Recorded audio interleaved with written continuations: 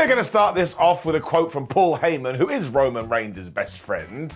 On a podcast with Rick Rubin, he said, "The feud rivalry story with Baron Corbin over dog food and the infamous suffering succotash promo had weighed on him, Roman Reigns, enough to where he said, 'I've had enough, I've reached the cap, I can't go any further. As the big dog, I've peaked. However, as an athlete, I haven't peaked as a performer, I barely scratched the surface, I have so much more to offer, and since I'm taking time off, I'm not going to come back as the same person.'" So this was, of course, when Roman did go away due to the pandemic. And look, there was not a lot of positives that came out of that time in our lives. But given that Reigns did come back as the tribal chief, and ever since then has been Fabu, well, that's absolutely one tick we can take from it. Also, let's not pretend he wouldn't have greenlit Heyman saying this either. Because yes, today, we are going to turn those clocks back over a few years and talk about that flapping dog food angle, which was just really, really upsetting. And that is coming from me, who is Mr. Positive, and even Baron Corbin kind of hinted that he didn't enjoy this either, because when someone did an old tweetaroo about this angle, he was like, "Man, listen, seriously, honestly,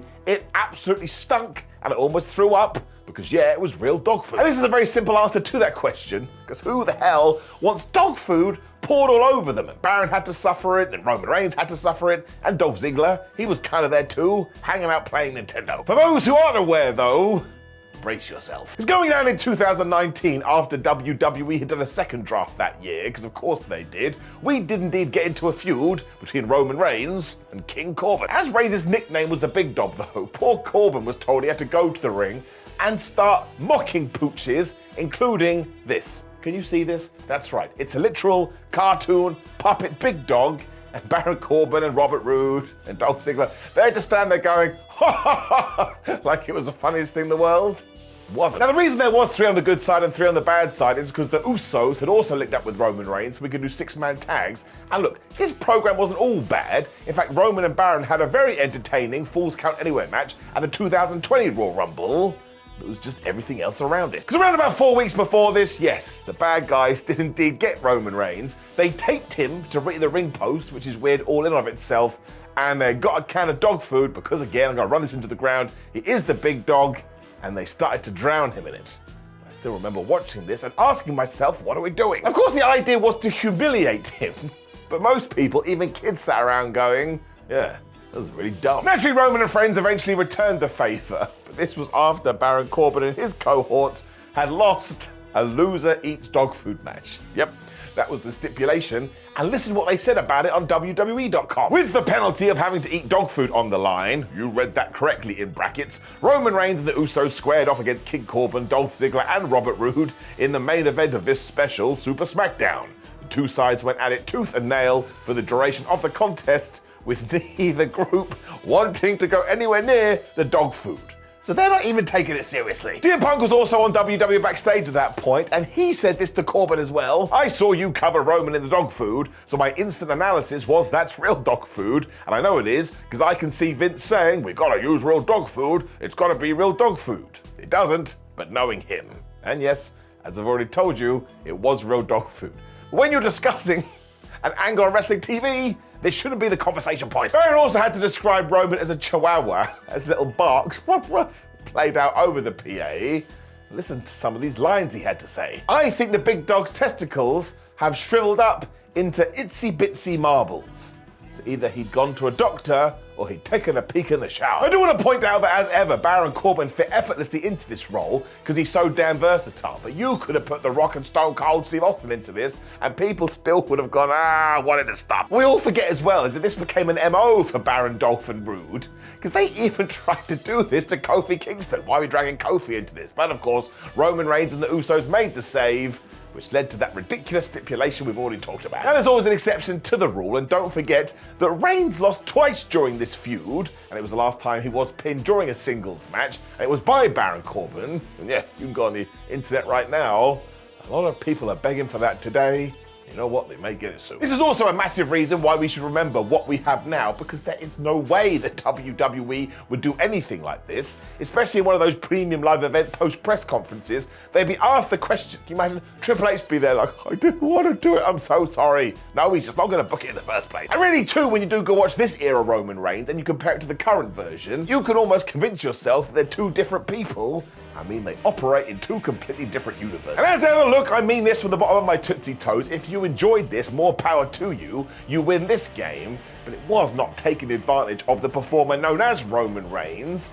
I mean, look at some of the emotions he's able to pull out right now. There's also a dumb use of Baron Corbin, because I've already told you he is like a chameleon. And again, if you need more evidence, just go watch him down on NXT right now. Soon it will be time to call him back up on the main roster. And if you do what we did in NXT on Raw or SmackDown, he's gonna fly. So indeed, this is absolutely the worst booking ever. And really, all I had to do was walk on here and say dog food. Why would two adult people, be fighting over dog food? And if it was a real sport, somebody would walk in and go, excuse me, you can't use that, because one, it's disgusting, and two, it's pretty damn pathetic. In case you're not convinced either, here's some other random stuff that happened too. At one point, Roman accused Baron Corbin of having a dog food fetish. I'm sorry, those two words should never be involved in any pro wrestling angle. Before that loser has to eat dog food match, throughout that entire episode of SmackDown, we kept cutting back to footage of somebody stirring this stuff. And one, it looked absolutely horrible, and two, who the hell was this guy? Who did we hire to stir some dog food? It doesn't make any sense. There's also a big discussion online whether this was dog food or chili, because apparently back in the day, that's what people used to use. And no, that doesn't make it any better. Some individuals actually thought this did a decent job because he got Roman Reigns being cheered. But again, all I'm going to tell you to do is listen to the reactions then and listen to the reactions now, and it is proper night and day. Also, just from my vantage point, it sucked. Even if people were making noise, well, I never want to see it again. And also, even with all of that, a few weeks later, it's not like all of a sudden Roman Reigns had become this brand new John Cena. Everybody was still booing him, and now the haters had more ammunition in the form of two words: doggest food. So it really was the end of days, and yes, that was a pun, but it does actually go to show that no matter what kind of position you are in or how bad your future may look, it only takes a few weeks for someone to hit the reset button and you to start to climb your way back up to the main event. But also, you do have some creative control, and somebody says they want to involve animal treats. Well, just a little tip from me, I don't know anything, but say no. Now make sure you click the video on the screen, which is 10 craziest places wrestlers hit their finisher. That's just a funny video all around. But also, go into these comments and tell me, did you like this angle, did you not like this angle? And do you actually prefer this type of WWE? I don't know. Someone's got to agree with it. You can also like the video, share the video, and subscribe. And look, we'll hopefully be doing more of these worst booking ever videos. So again, you can go back into those comments and tell me what else we should cover.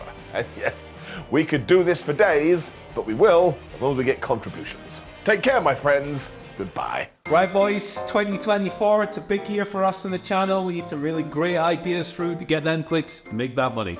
What have you got? What about another live show? Okay, so that's an example of a bad idea. How about some good ones? We all know what the best show of the week is, NXT, so why don't we do just more NXT content? I said I wanted clicks. What about another live show in America over WrestleMania weekend? That's what I'm hearing from you, Humphrey. Bad! We will never in a million years ever again do another live show. Guys, you won't believe it! CM Punk's back! The Rock's back! It's Phil! I'm Phil! It's Philadelphia! It's WrestleMania! Guys, I've got it. Live show, America, WrestleMania weekend, Philadelphia. Yes!